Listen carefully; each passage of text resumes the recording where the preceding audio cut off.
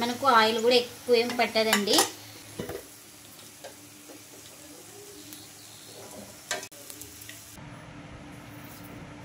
చూడండి ఇప్పుడు నేను చూపిస్తాను ఇక్కడ ఎంత క్రిస్పీగా ఉందో. చూడండి బాగా కాలండి, మనం లో ఫ్లేమ్లోనే పెట్టి కాల్చుకుంటే క్రిస్పీగా వస్తాయండి ఈ కచోరీ అయితే. ఇంకా మూంగ్ దాల్ కచోరీ కాబట్టి చాలా బాగుంటుందండి, హెల్త్కి కూడా చాలా మంచిది.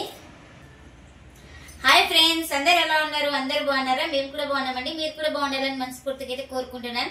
ప్లీజ్ మన ఛానల్ కొత్తగా చూసే వాళ్ళైతే ప్లీజ్ సబ్స్క్రైబ్ చేసుకొని పక్కనున్న బెల్ ఐకాన్ అయితే ప్రెస్ చేయండి. బెల్ ఐకాన్ ప్రెస్ చేయడం వల్ల మేము చేసే ప్రతి వీడియో మీకు నోటిఫికేషన్ అయితే వస్తుందండి. ఆల్రెడీ సబ్స్క్రైబ్ చేసుకున్న వాళ్ళకు చాలా థ్యాంక్స్ అండి. ప్లీజ్ లైక్ చేసి సపోర్ట్ చేయండి ఫ్రెండ్స్. ఇవాళ మన వీడియో వచ్చేసి మూంగ్ దాల్ తో కచోరీ అయితే చేస్తున్నానండి. ఇంకెందుకు ఫ్రెండ్స్ ఆలస్యం, వీడియోలోకి అయితే వెళ్ళిపోదామా.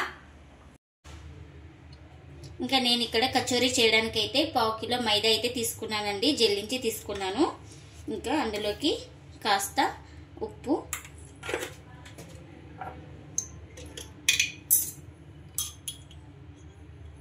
అలాగే 1 స్పూన్ నెయ్యి.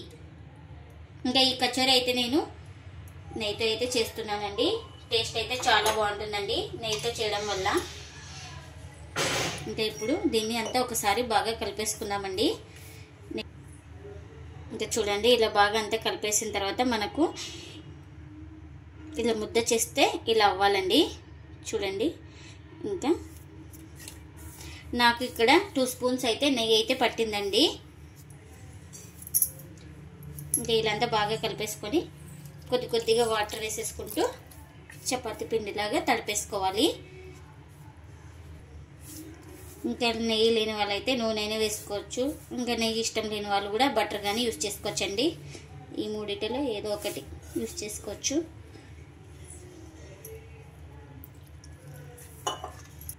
ఇంకా పిండి అయితే చూడండి ఇలా సాఫ్ట్గా నానబెట్టేసుకోవాలి. ఇంకా ప్లేట్ అయితే ఉంచుకొని ఒక 10 నిమిషాలు అయితే పక్కన పెట్టేసుకుందామండి. ఇంకా నేను ఇక్కడైతే 1 గంట పాటు అయితే పెసరపప్పు అయితే నానబెట్టేసుకున్నానండి. ఇక్కడ నేను వెయిట్లో వచ్చేసి 150 గ్రామ్స్ అయితే పెసలు తీసుకున్నాం, పెసరబ్యాలు, అదే పెసరపప్పు అంటారు కదండి. ఇంకా బాగా వాష్ చేసుకొని వాటర్ వేసేసుకొని 1 గంట పాటు అయితే నానబెట్టేసుకున్నాను. ఇప్పుడు ఈ వాటర్ అయితే వంపేసుకుందామండి. ఇంకా ఇప్పుడు మిక్సీ జార్ తీసుకొని అందులోకి ఈ పెసరపప్పు అయితే వేసుకుంటున్నా.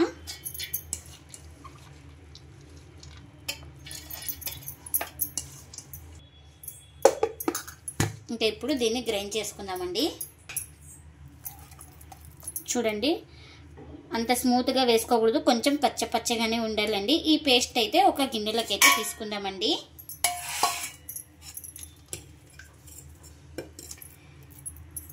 నేనైతే ఇక్కడ వాటర్ అయితే వేసుకోలేదండి.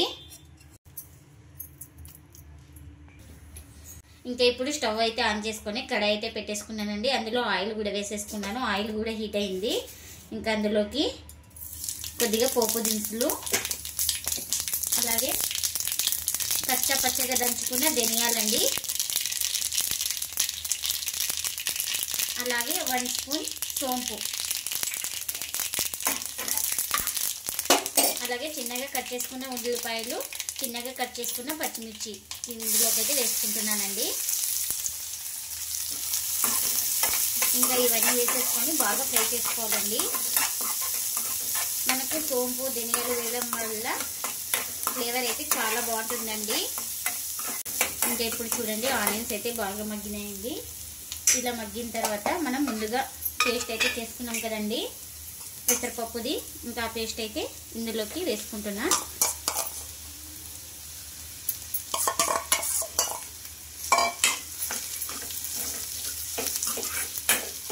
ఇంకా ఈ పేస్ట్ కూడా వేసేసుకొని ఒకసారి బాగా కలిపేసుకుందాం.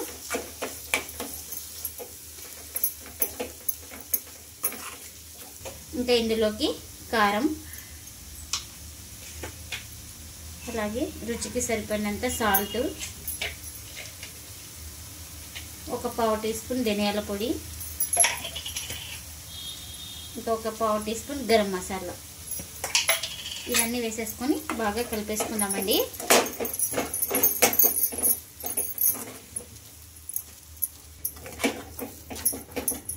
చూడండి ఇంకా ఈ పెసరపప్పుకి అన్ని మసాలాలు బాగా పట్టేటట్లు బాగా కలిపేసుకోవాలండి.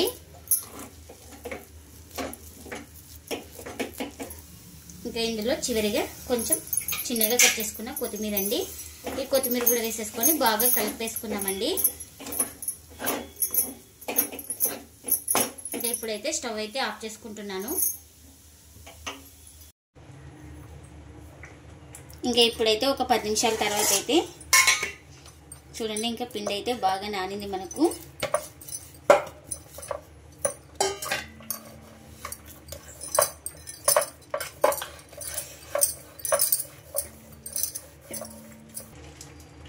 ఇంకా చూడండి ఇంకా చపాతీ ముద్ద అయితే ఎలా చేసుకుంటామో సేమ్ అలానే కొంచెం మైదా అయితే వేసుకుంటున్నాను. ఇలా కొంచెం మైదా వేసుకున్న తర్వాత రుద్దేసుకుందామండి.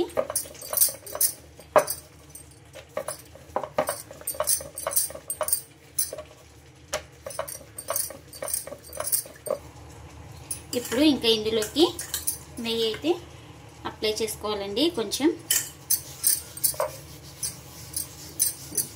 చెప్తున్నా కదండి, ఈ కచోరీకి అయితే ఇంకా నెయ్యితోనే చేస్తున్నాను, చాలా టేస్టీగా ఉంటుందనేసి. ఇంకా చూడండి ఇంకా మైదా వేసేసుకొని కొంచెం స్ప్రెడ్ చేసుకోవాలి. ఇలా స్ప్రెడ్ చేసుకున్న తర్వాత మధ్యలోకి ఇలా కొంచెం ఇలా వేసేసుకొని ఇంకా ఇక్కడ కూడా కొంచెం నెయ్యి అయితే అప్లై చేసుకోవాలండి. ఇక్కడ కూడా సేమ్ అండి, కొంచెం పొడిపిండి వేసేసుకున్న తర్వాత ఇంకా ఇక్కడ చూపిస్తున్న విధంగా ఫోల్డ్ చేసుకోవాలి.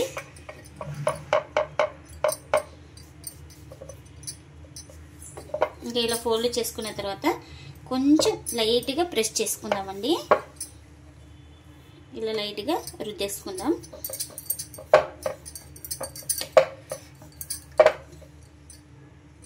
ఇంకా ఇలా రుద్దేసుకున్నాక కొంచెం మళ్ళీ నెయ్యి అప్లై చేసుకోవాలి. నెయ్యి అలాగే కొంచెం లైట్గా పొడిపిండి.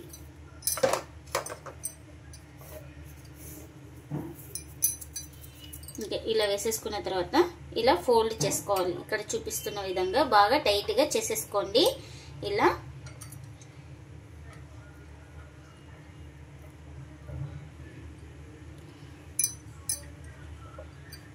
లూజ్గా చేసుకోకూడదండి, టైట్గా ఇలా ప్రెస్ చేసుకుంటూ చేసేసుకోవాలి. చూడండి ఇలా. ఇప్పుడు దీన్ని ఇంకా ఇలా నైఫ్తో అయితే కట్ చేసుకున్నానండి మధ్యలోకి. చూడండి ఇంకా ఇప్పుడు దీన్ని మళ్ళీ కొంచెం పొడిపిండి వేసేసుకొని రుద్దేసుకుందామండి.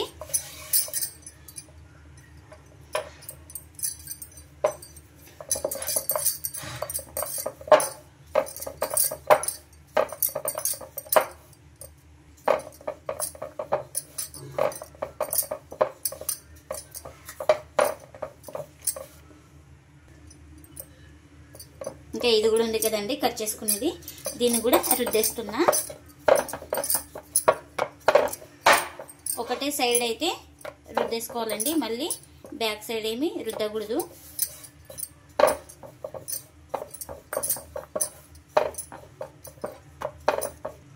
ఇందాక చేసుకున్నాం కదండి పెసరపప్పు పేస్ట్ అయితే తాలింపు, ఆ తాలింపు ఇందులోకి పెట్టేసుకోవాలి.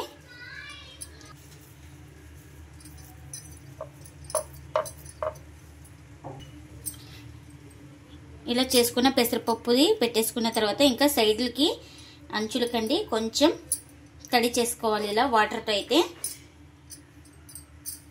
ఇలా తడి చేసుకున్న తర్వాత ఇక్కడ చూపిస్తున్న విధంగా చూడండి, ఇక్కడ వీడియోలో అయితే చూపిస్తున్నాను కదా, ఇలా కవర్ చేసేసుకోవాలి.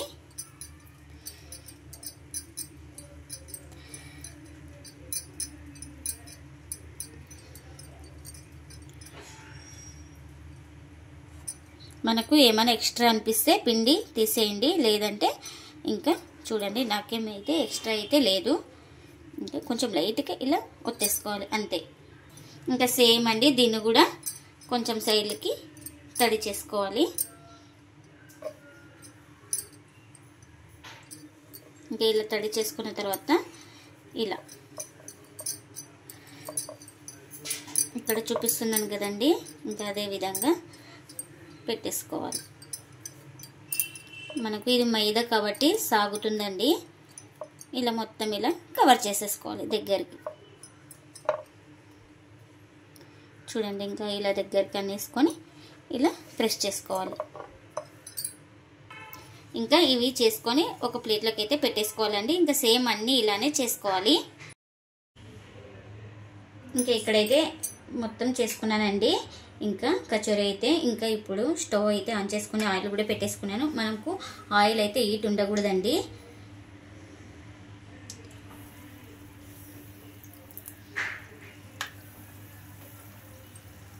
చూడండి, నిదానంగా వేసుకోవాలి. ఆయిల్ ఫుల్ వేడి ఉంటే తొందరగా మాడిపోతుందండి మనకు.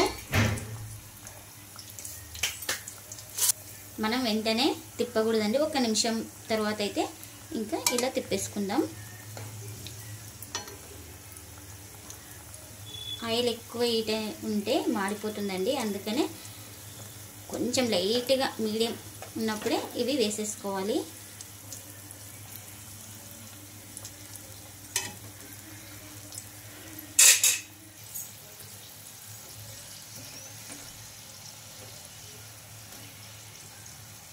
చూడండి, ఇంకా తిప్పుకుంటూ బాగా కాల్చుకోవాలి.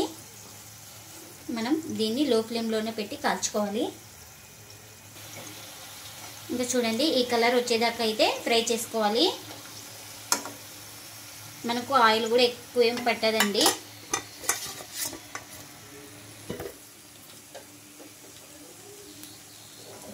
దీనికి ఆయిల్ అయితే పట్టదండి ఎక్కువ. ఏమంటే లో ఫ్లేమ్లోనే కాల్చుకోండి, కొంచెం టైం పడుతుందండి ప్రాసెస్.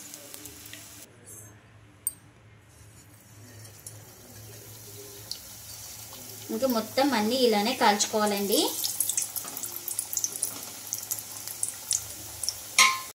పెసరపప్పు కచోరీ అయితే రెడీ అయిపోయింది అండి. ఇంకా ప్లేట్లకు అయితే సర్వ్ చేస్తున్నాను.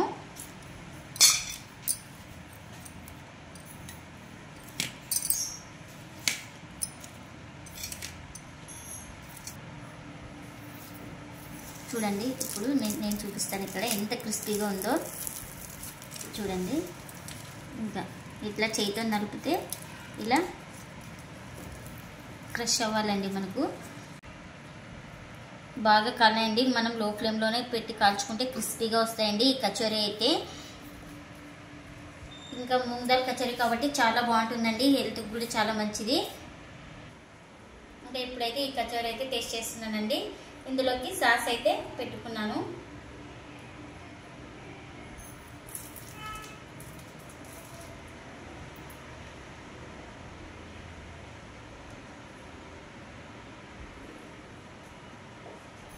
కచోరీ అయితే చాలా టేస్ట్గా ఉందండి. ఈ పెసరపప్పు కచోరీ అయితే మీరు కూడా తప్పకుండా ఒకసారి ట్రై చేయండి. మీకు ఎలా వచ్చిందో కామెంట్ అయితే చేయండి ఫ్రెండ్స్. ఇదండి ఇవాళ బ్లాగ్. ఈ వీడియో కనుక నచ్చితే ప్లీజ్ లైక్ చేయండి, షేర్ చేయండి, కామెంట్ చేయండి, అలాగే లైక్ చేసి సపోర్ట్ చేయండి friends. Thanks for watching. Bye bye.